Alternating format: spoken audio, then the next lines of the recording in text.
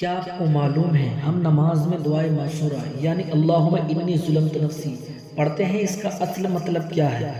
دیکھیے ہم اللہ کے سامنے بیٹھ کر اس سے کیا کہہ رہے ہیں، لیکن نماز کے بارے میں ہر مسلمان کے لیے جاننا بہت ضروری ہے، لیکن اس کا مطلب بہت خوبصورت ہے، آپ کا ایمان تازہ ہو جائے گا۔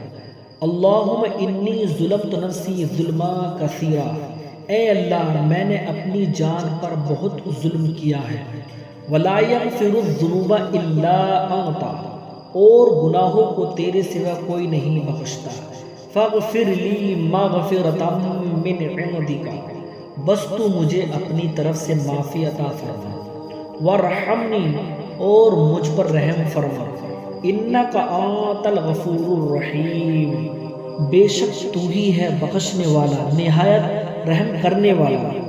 یہ وہ دعا ہے جو ہمارے نبی صلی اللہ علیہ وسلم نے خود ہمیں سکھائی ہے۔ اگر کوئی مسلمان اسے نماز میں دل سے پڑھ لے تو اس کی بخشش یقینی ہو جاتی ہے۔ نماز کے اندر یہ سجدے کی حالت میں اللہ اپنے بندوں کے سب سے زیادہ قریب ہوتا ہے۔ سبحان اللہ۔ ویڈیو اچھی لگے تو شیئر ضرور کرنا۔